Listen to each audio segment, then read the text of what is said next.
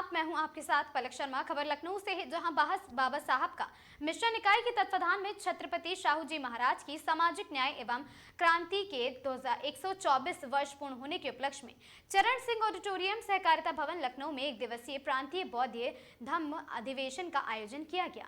कार्यक्रम के मुख्य अतिथि राष्ट्रीय बौद्ध महासभा के संस्थापक एवं पूर्व विधायक धर्म प्रकाश भारती बौद्ध ने कहा कि राष्ट्रीय बौद्ध महासभा पिछले लगभग 20 वर्षों से पूरे देश में सामाजिक परिवर्तन, बौद्ध धर्म और साथ ही प्रचार प्रसार तथा बहुजन महापुरुषों की विचारधारा को जन जन तक पहुंचाने का कार्य कर रही। उन्होंने युवाओं से संगठन से जुड़कर सामाजिक जागरूकता और समाज निर्माण के कार्यों में सक्रिय भूमिका निभाने का आह्वान किया।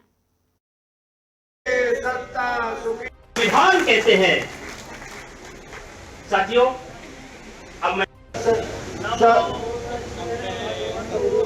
सबे सत्ता सुखी होन्तु, सबे होन्तु जगे बिनो।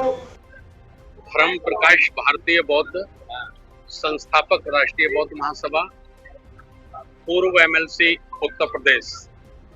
आज हम लोग राष्ट्रीय बौद्ध महासभा उत्तर प्रदेश इकाई के तत्वावधान में एक दिवसीय धम्म अधिवेशन कर रहे हैं लखनऊ में, ये उत्तर प्रदेश की राजधानी में। इस अधिवेशन का उद्देश्य है भारत को पुनः यानी कि दोबारा से अखंड राष्ट्र बनाना, अशोक सम्राट के सपनों का राष्ट्र बनाना, अंधविश्वास वर्ण जाति मुक्त भारत बनाना।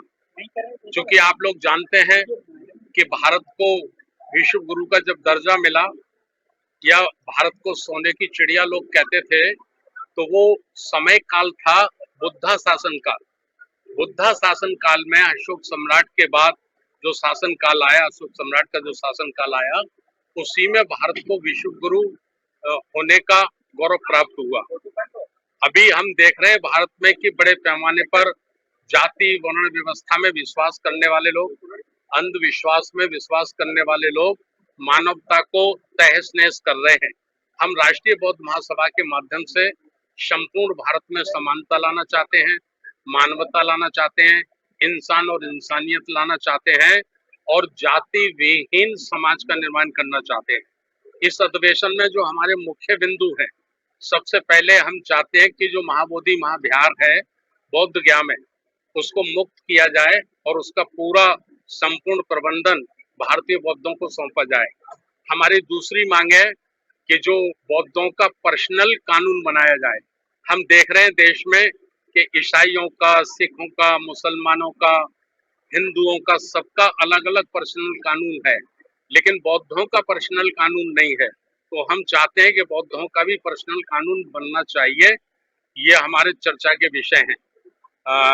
माता सावित्रीबाई फुले, जिन्होंने सर्वप्रथम भारत में नारियों के लिए शिक्षा के द्वार खोले, उनको भारत रत्न की उपाधि से सम्मानित किया जाना चाहिए, ये हमारी मांग है।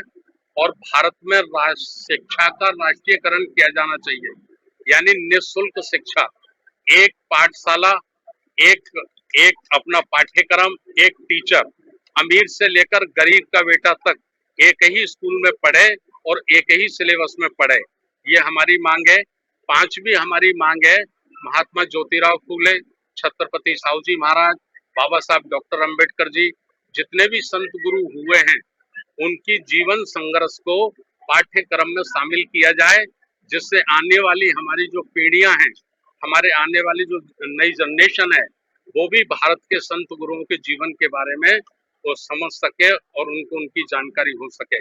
इसके लिए हम लोगों ने संपूर्ण भारत में राज्यवार अधिवेशन आयोजित किए हैं। ये हमारा 15वां अधिवेशन है। इसके आगे दूसरे राज्यों में भी हमारे अधिवेशन लगे हैं।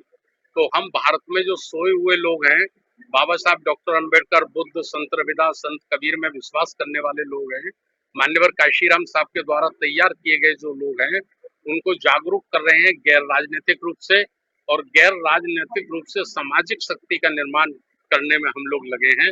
ये हमारे अधिवेशन का उद्देश्य है। देखिए 2027 में चूंकि आप चुनाव के लिए कह रहे हैं और हम गैर राजनीतिक हैं, इसलिए हमारा सिर्फ यही कहना है कि जो व्यक्ति, जो प्रत्याशी या जो दल हमको लगेगा कि भारत के संविधान की रक्षा करेगा, हमको लगेगा कि लोकतंत्र को मजबूत बनाएगा, गरीब मजलूम शोषितों के लिए काम करेगा। ऐसे लोगों को हम आशीर्वाद देने का काम करेंगे। क्योंकि हम राजनीतिक नहीं है, इसलिए हम राजनीतिक चर्चा नहीं कर सकते। सर्वे सत्ता सुखी होन्तु, सर्वे होन्तु सुखी।